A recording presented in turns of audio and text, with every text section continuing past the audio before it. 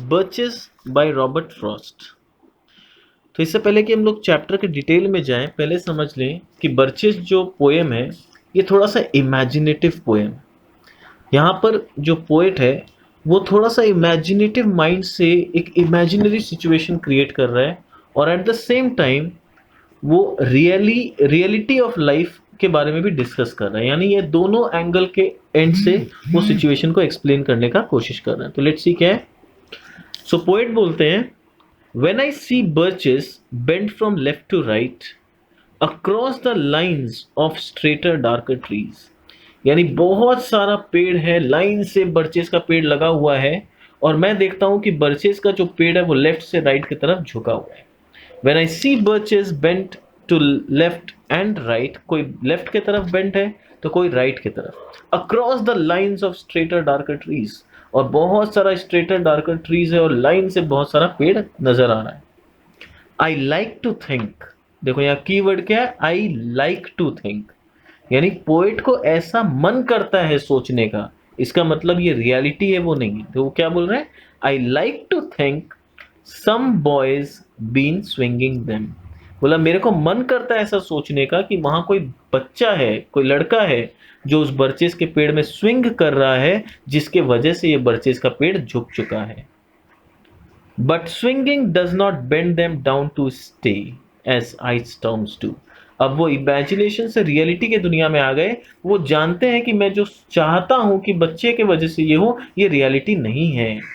Reality क्या है कि वो आइस स्टॉर्म के वजह से झुका है। देखो क्या बोल रहे हैं, but swinging doesn't bend them to stay, swinging के वजह से वो बेंड जरूर होंगे पर वो परमानेंटली बेंड नहीं होंगे। जैसे ही वो बच्चा उतरेगा वो पेड़ दोबारा स्ट्रेट हो जाएगा। सिर्फ आइस स्टॉर्म जब आता है और आइस स्टॉर्म का भार जब उस पेड़ पे पड़ता है तो वो परमानेंटली बेंड हो जाता है।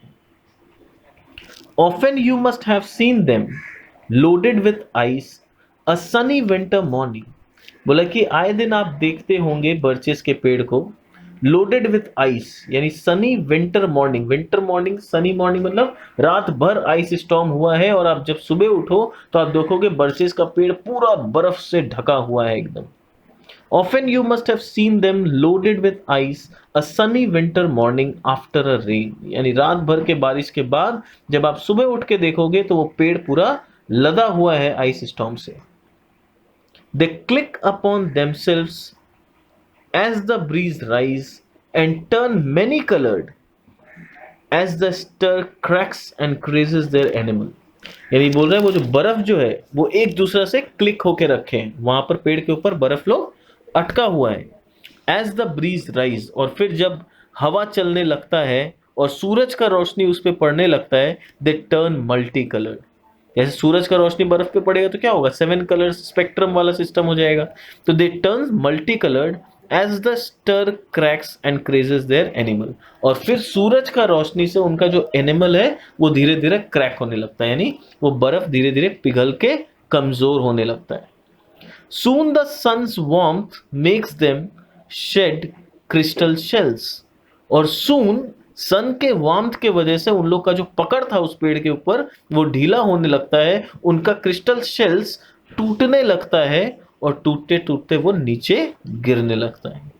Shattering and avalanching on the snow crust such heaps of broken glass to sweep away, और वो शैटर होके कच कच करके, मतलब जैसे कांच टूटता है और टूट के जमीन पर फैल जाता है, ठीक उसी तरह से ये पूरे बर्फ का टुकड़ा कांच की तरह उस जमीन पर टूट के पड़ा हुआ है। Shattering and avalanching on the snow crust such heaps of broken glass, ये ग्लास नहीं है, ये कांच का टुकड़ा है नहीं, वो इमेजिन कर रहा है कि जिस तरह से कांच का टुकड़ा जब जमीन पे गिरा होता है और वो वेट करता है कोई आएगा झाड़ू मार के उसको साफ करेगा, यहां देख के ऐसा ही फील हो रहा है बर्फ को देख के कि कोई कांच का टुकड़ा वहां पर पड़ा हुआ है।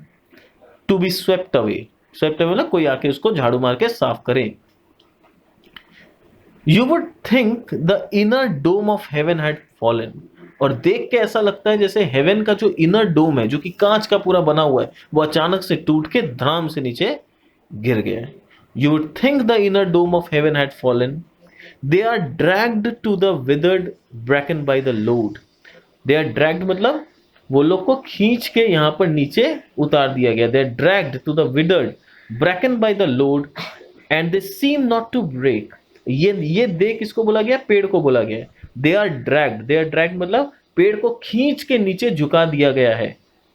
To the withered bracken by the load, bracken यानी वो जो झुका है पेड़, किस वजह से? लोड। आइस का इतना भारी लोड उस पेड़ के ऊपर था कि उस लोड के दबाव में वो पेड़ झुक चुका है। And they seem not to break, पर वो झुक गया है पर टूटने वाला नहीं है। पूरा झुक चुका है पर टूटेगा नहीं। Though once they are bowed so low for long they never right themselves. टूटेगा नहीं तो क्या हुआ, पर इतना बुरी तरह से झुक चुका है कि वो कभी स्ट्रेट भी नहीं हो सकता। दो वंस दे आर बोर्ड, वो पूरी तरह से झुक चुका है। सो लो फॉर लॉन्ग, इतना दिन तक या इतना देर तक वो झुक चुका है कि they will never right themselves, वो लोग दोबारा से वापस स्ट्रेट नहीं होंगे। You may see their trunks arching in the woods year afterwards trailing their leaves on the ground. बोल रहा है कि ये पेड़ झुका है, टूटा नहीं है, यानी मरा नहीं है। वो पेड़ में आज भी फोटोसिंथेसिस होगा, आज भी वो पेड़ में पत्तियां खिलेंगी, वो पेड़ जिंदा है। तो वो बोल रहा है you may see their trunks arching in the woods, यानी आप बहुत सालों के बाद हो सकता है देखोगे इनके ट्रंक्स में दोबारा से ब्रांचेस में पत्तियां खिलने लगी। वो पेड़ अभी भी जीवित है। You may see their trunks arching in the woods years afterwards trailing their leaves on the ground. उसमें पत्तियां खिल रहा है और पेड़ पूरा ग्राउंड में पत्ती फैल गया उसका। Trailing on the ground like girl on hands and knees that throw their hair before them over their heads to dry in the sun. अब ये किससे कंपेयर कर रहा है? वो कंपेयर कर रहा है कि पेड़ झुका हुआ है और झुके हुए पेड़ में पत्तियां पूरा फैले हुआ है। तो इमेजिन कर रहा है या कंपेयर कर रहा है एक लड़की से जो कि हाथ और पैर हाथ और नी के भरोसे पूरा झुकी हुई है और अपने हेयर को, और हाथ पैर मतलब नी के भरोसे झुकी हुई है, उसका हेयर जो है वो अपने मुंह के सामने पूरा बेंड हुआ है, जैसे कि हेयर सुखाने के लिए धूप में रखते हैं बहुत बार, तो उस तरह से पूरा झुका हुआ है। But I was going to say that, अब ये जो है ये सब रियलिटी का बात था कि आइस के वजह से ये सब हुआ, पर अब पोएट क्या बोल रहा है? बट यानी बट मेरे को ये रियलिटी पसंद नहीं है। I want to create a different imaginative world, वो एक अलग इमेजिनरी दुनिया बनाना चाहता है। But I was going to say When truth broke in, बोला कि मैं कुछ और ही बोलने जा रहा था कि अचानक से मेरे दिमाग में सच्चाई आ गया, ट्रुथ आ गया, इसीलिए मैंने आइस वाला कहानी आपको बता दिया, मतलब रियलिटी आपको बता दिया आइस स्टॉर्म वाला। बट एक्चुअली मेरे दिमाग में कुछ और ही इमेजिनेशन चल रहा था। But I was going to say when truth broke in with all her matter of fact about the ice storm, I should prefer to have some boy bend them। फिर बोल रहा है पर मैं चाहता हूं, यानी मेरे इमेजिनरी दुनिया में ये जो बर्चेस का पेड़ है ये आइस की वजह से नहीं झुकेगा। किसके दुनिया में? पोएट के इमेजिनेटिव दुनिया में। उनका अपना एक बनाया हुआ इमेजिनरी दुनिया है। वो बोल रहे हैं कि मेरे इस इमेजिनेशन में ये पेड़ किसी बच्चा के वजह से ही झुकेगा।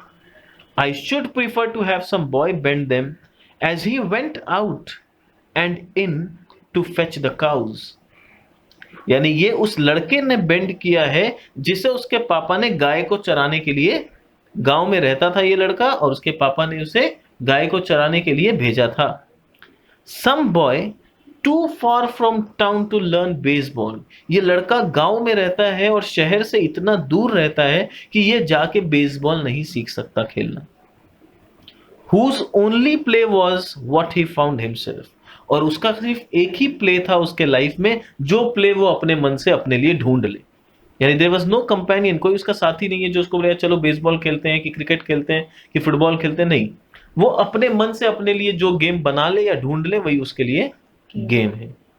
समर और winter and could play alone, चाहे समर हो चाहे विंटर हो वो अकेला ही खेलना है और अकेला वो जो खेल सके वो गेम उसके लिए सब महीना में अवेलेबल है, सब सीजन में अवेलेबल है।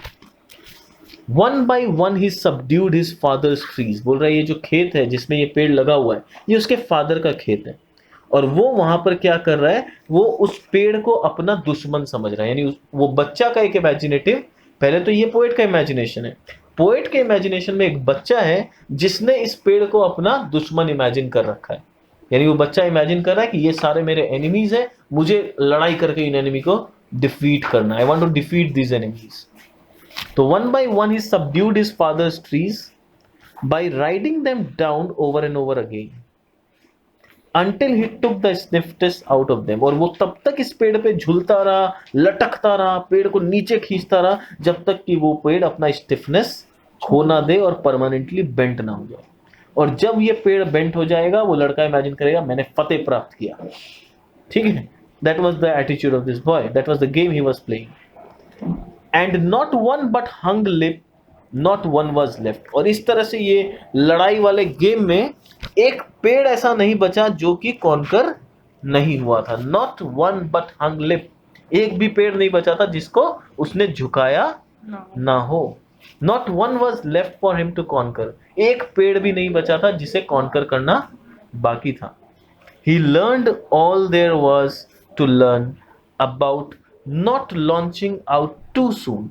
और ये लड़ाई में जो भी ट्रिक्स सीखना था उसने सारे ट्रिक्स सीखे थे। यानी पेड़ के ऊपर तक एकदम जाना है और उसके बाद लटकना है। मुझे लॉन्चिंग बहुत सून नहीं करना। I don't want to learn about not launching out too soon. यानी इतना जल्दी उस पेड़ पे अटैक मत कर दो कि वो पेड़ टूट जाए और उसका डाली को हम झुका ना पाए। He learned all the tricks of this war या all the tricks of this game, जो भी बोलो। And so not carrying the tree away clear to the ground, he always kept his poise to the top branches। वो हमेशा अपना poise यानी अपने अंदर का कंट्रोल को मेंटेन करके रखा टॉप ब्रांचेस में पहुंचने तक। और टॉप ब्रांचेस में पहुंचने के बाद भी climbing carefully with the same pains you use to fill a cup up to the brim and even above the brim. यानी उतना ही केयरफुली वो पेड़ के ऊपर चढ़ रहा था, उतना ही पेन ले रहा था पेड़ पे चढ़ने के लिए, जितना केयरफुली हम लोग को, अगर मान लो आपको एक कप दिया जाए जो पूरा ऊपर तक भरती है, या फिर वो कप खाली है, आपको बोला जा रहा है कि इस कप को आपको पूरा भरना है ब्रिम तक यानी ऊपर तक, और ब्रिम के बाद भी थोड़ा सा और भरना है, और पानी गिरना नहीं चाहिए या चाय गिरना नहीं चाहिए। तो जितना केयरफुली हम लोग डालेंगे उस कप में ताकि वो गिर ना जाए बाहर, उतना ही केयरफुली ये बच्चा पेड़ के ऊपर चढ़ रहा है।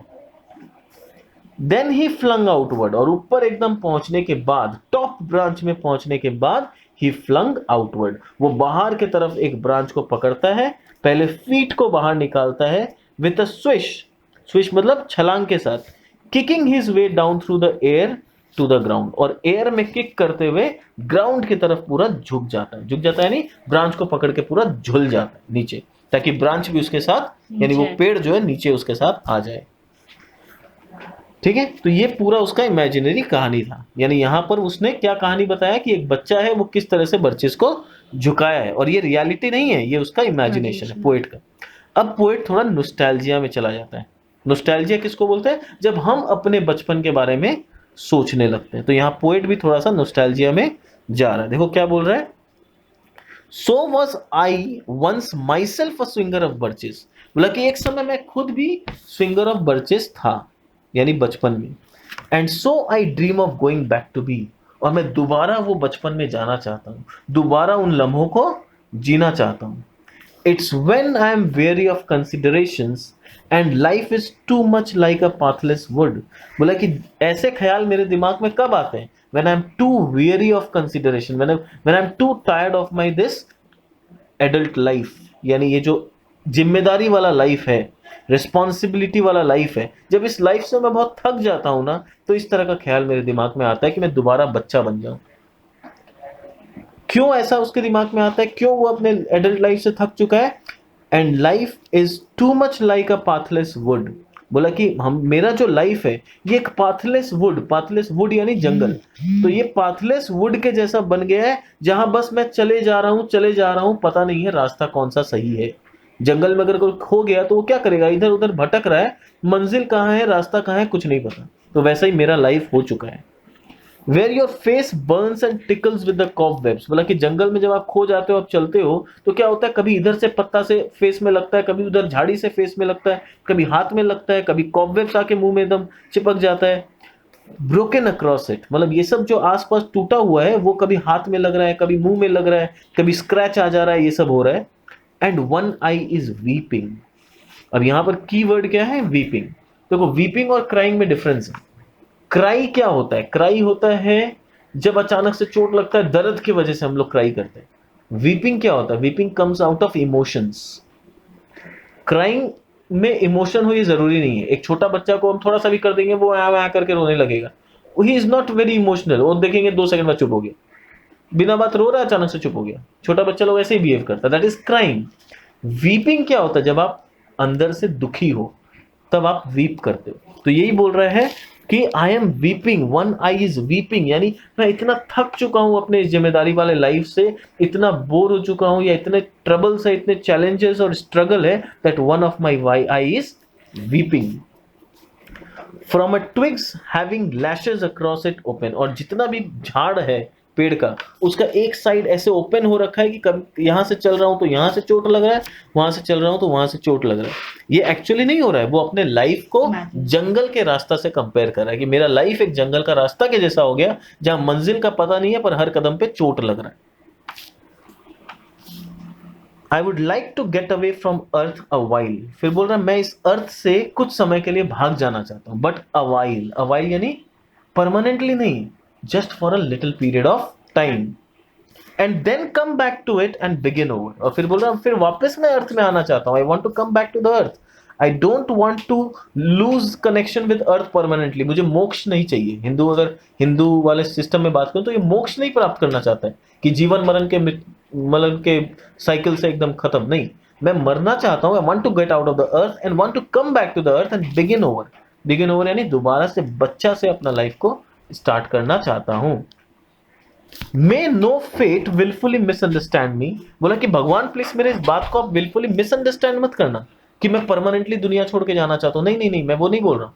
मैं ये बोल रहा हूं मैं फॉर अ टाइम बिंग जाना चाहता हूं और वापस रिटर्न भी आना चाहता हूं। So please don't misunderstand me and half grant what I wish, और मेरे विश को हाफ पूरा मत कर देना कि मैं जो जाना चाहता हूं आपने सुन लिया और वापस आना चाहता हूं आपने सुना ही नहीं। ऐसा मत करना please. Don't grant my wish half and snatch me away not to return, और मेरे को इस तरह से स्नैच मत कर लेना कि मैं वापस धरती पे आ ही ना सकूं। I don't want to stay there permanently, I want to come back to the earth. क्यों वो अर्थ में वापस आना चाहते हैं? Earth's the right place for love, क्योंकि अर्थ वो प्लेस है जहां इमोशंस है, जहां फीलिंग्स है, जहां लोग एक दूसरे से प्यार करते हैं। जो हेवन होता है या जो हेल होता है वहां पर इमोशंस नहीं होता। देवताओं लोगों में इमोशंस भगवान ने नहीं बनाया, भगवान ने सिर्फ इंसानों में इमोशंस डाला है। ये प्रोग्राम जो है, ये सॉफ्टवेयर सिर्फ इंसानों में डाला गया है इमोशंस का, लव का। ठीक है, तो वही बोला earth is the right place for love. I don't know where it's likely to be better, मुझे नहीं पता कि अर्थ से बेटर लाइफ कहाँ हो सकता है। I would like to go by climbing the birch tree, और मैं हेवन तक जाना चाहता हूं। बर्चेस के ऊपर चढ़ते चढ़ते मैं हेवन तक पहुंच जाना चाहता हूं। And climb black branches up a snow white trunk, यानी स्नो से भरा हुआ इस ब्रांचेस के ऊपर मैं चढ़ते हुए एकदम ऊपर जाना चाहता हूं टुवर्ड्स हेवन। कहां तक पहुंचना चाहता हूं? बर्चेस को चढ़ते हुए मैं हेवन तक पहुंच जाना चाहता हूं। Till the tree could bear no more, और तब तक ऊपर जाना चाहता हूं जहां तक ट्री मेरे को ऊपर ले जा सके। जब तक ट्री और मेरे को बर्दाश्त नहीं कर पाए, मेरे क्लाइंबिंग को और बर्दाश्त नहीं कर पाए, मैं तब तक चढ़ना चाहता हूं। But dipped it stop and set me down again, और ट्री का खासियत क्या है, जैसे मैं बर्चेज में जब चढ़ता था तो एकदम टॉप ब्रांच पे चढ़ता था और फिर ब्रांच को पकड़ के झूल जाता था और झूल के वापस नीचे आ जाता था। उसी तरह से मैं हेवन में जाना चाहता हूं बर्चेज को पकड़ के, और फिर उसके ब्रांचेस को पकड़ के वापस से अर्थ में लैंड करना चाहता हूं। But dipped it stop and set me down again, क्योंकि ये बर्चेस पेड़ है जो मेरे को हेवन तक ले जाएगा और वापस धरती पे छोड़ेगा। यानी I want to go and also come back. That would be good both going and coming back, तो ऐसा जर्नी मेरे लिए अच्छा होगा, बहुत अच्छा होगा कि मैं वहां पर गया, हेवन तक पहुंचा और हेवन से वापस भी धरती पे वापस आ गया। One could do worse than being a swinger of birches, इसलिए वो बोल रहे हैं बर्चेस को स्विंग करना मुझे बहुत पसंद है और इससे अच्छा चीज क्या होता है मुझे नहीं पता. I love to swing on birches. तो this was all about this poem. I hope सबको समझ में आया होगा. Thanks for listening to my audio. Catch up in next class.